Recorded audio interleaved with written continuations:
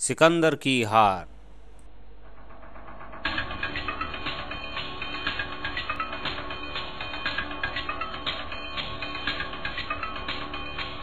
कली संवत 3024 में सिकंदर और दारा की अंतिम लड़ाई गोंगामणि में हुई, जिसमें दारा हार कर भागा पर अपने ही सैनिकों द्वारा मार डाला गया। सिकंदर ने बहावलपुर और पेशावर पर कब्जा कर लिया, जिसके बाद सिकंदर कांगड़ा पहुंचा और कांगड़ा की राजकुमारी से विवाह कर लिया।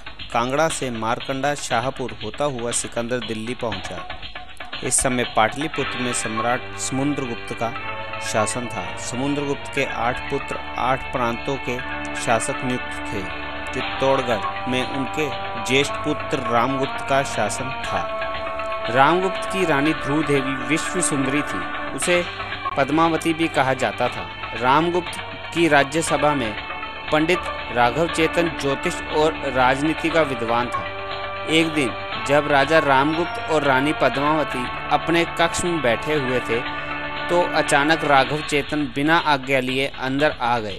रामगुप्त नाराज हो गए और अगले दिन उन्होंने भरी सभा में उसे अपमानित करके देश निकाला दे दिया। राघव चेतन चित्तौड़गढ़ से निकलकर सीधा दिल्ली पहुंचा, जहां उसने अलाउद्दीन सिकंदर से मुलाकात की और सिकंदर की सभा का सदस्य बन गया। मौका पाकर राघव चेतन ने पद्मावती की सुंदरता की चर्चा की और सिकंदर को उकसाया कि वह चित्तौड़गढ़ पर चढ़ाई करे। सिकंदर पद्मावती को पाने के लिए बेचैन हो गया और अपनी सेना लेकर चित्तौड़गढ़ की ओर कूच कर दी। चित्तौड़गढ़ में भी युद्ध की तैयारी होने लगी। कुछ ही दिनों में सिकंदर चित्तौड़गढ़ पहुंच गया और चित्तौड़गढ़ को चारों तरफ से घेर लिया। लेकिन चित्तौड़गढ़ को भेदना आसान नहीं था। कई महीनों तक भी जब गढ़ को भेदने में सिकंदर असफल रहा तो वह बेचैन हो गया। उसने राघव चेतन से सलाह की। राघव चेतन ने कहा, रक्षाबंधन का पर्व आने वाला है और इसका लाभ उठाकर तुम कहला भेजो कि तुम पद्मावती को अपनी बहन मानते हो और इस पर्व पर भेंट देना चाहते हो। राजा रामगुप्त ने सिकंदर के प्रस्ताव को राज्यसभा में रखा।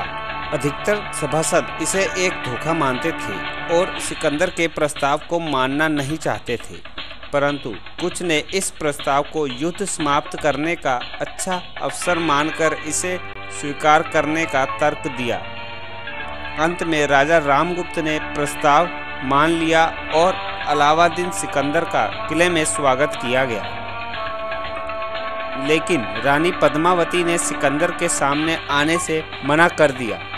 सिकंदर ने कहा, मैं अपनी बहन का सम्मान किए बिना कैसे जा सकता हूँ। राघव चेतन ने प्रस्ताव दिया कि यदि पद्मावती सामने नहीं आना चाहती तो सिकंदर शीशे में ही उसे देखकर उसका सम्मान कर देगा। इस बात पर राजा रामगुप्त ने पद्मावती को राजी कर लिया। पद्मावती को दर्पण में देखकर सिकंदर भौचक्का रह गया और मन ही मन ठान ली कि पद्मावती को पाकर रहेगा। सिकंदर वापस जाने की तैयारी करने लगा। सिकंदर और उसके साथियों को बाहर तक छोड़ने राजा रामगुप्त उनके साथ आए, पर बाहर पहुंचते ही सिकंदर ने राजा को बंदी बना लिया और अपने साथ ले गया। राजपूत धोखा खा गए। रामगुप्त को यातनाएं दी जाने लगी। सिकंदर ने मांग की कि पद्मावती उसे सौंप दी जाए। उधर चित्तौड़गढ़ में मंत्रणाएं होने लगी कि राजा को कैसे छुड़ाया जाए। रामगुप्त का छोटा भाई चंद्रगुप्त, जो उस समय केवल 12 वर्ष का था, बोल उठा, सिकंदर ने हमसे कपट किया, हमें भी कपट का सहारा लेना चाहिए। चंद्रगुप्त ने सुझाव दिया कि चुने हुए सैनिकों को स्त्री वेश में भेजा जाए। चंद्रगुप्त ने स्वयं रानी पद्मावती के वेश में शत्रु के खेमे में पहुंचकर शत्रु को मार डालने का प्रस्ताव किया। चंद्रगुप्त का प्रस्ताव स्वीकार कर लिया गया। सिकंदर को कहला भेजा गया कि रानी पद्मावती अपनी 500 सखियों के साथ आएगी और पहले राजा रामगुप्त से मिलेगी और फिर सिकंदर के खेमे में जाएगी। 500 पालकियां सजाई गई। हर एक पालकी में एक युवा वीर को स्त्री रूप में बिठाया गया। हर एक पालकी को उठाने वाले 8 कहार भी वीर सैनिक थे। चंद्रगुप्त रानी पद्मावती के वेश में पालकी में बैठा। सिकंदर के घेरे में पहुंचकर सबसे पहले चंद्रगुप्त की पालकी को राजा रामगुप्त के पास ले जाया गया। रामगुप्त को छुड़वाकर किले की ओर भेज देने के बाद चंद्रगुप्त की पालकी को सिकंदर के खेमे में ले जाया गया। बाकी की 500 पालकियां भी सिकंदर के 500 सरदारों के खेमों में भेज दी गई। जैसे कि सिकंदर ने चंद्रगुप्त को पद्मावती समझकर उसका हाथ पकड़ना चाहा, चंद्रगुप्त ने छुरे से वार कर दिया और शंख बजा दिया।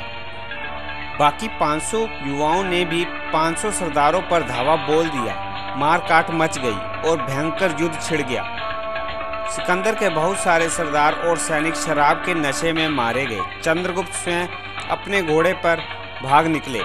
उनका पीछा किया गया, परंतु घोड़े को दौड़ाते हुए वह किले के पास के जंगलों में घुस गए। बुरी तरह से थक जाने के कारण वह पसीने से तर थे और एक पेड़ के नीचे गिरकर बेहोश हो गए। कुछ देर में एक शेर उस तरफ आया। शेर ने चंद्रगुप्त का शरीर सूंघा और उसके पसीने को चाट कर चला गया।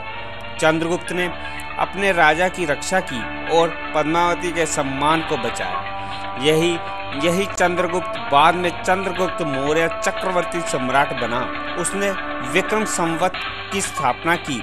कलिंग युद्ध के बाद उसने अपना नाम अशोक रख लिया।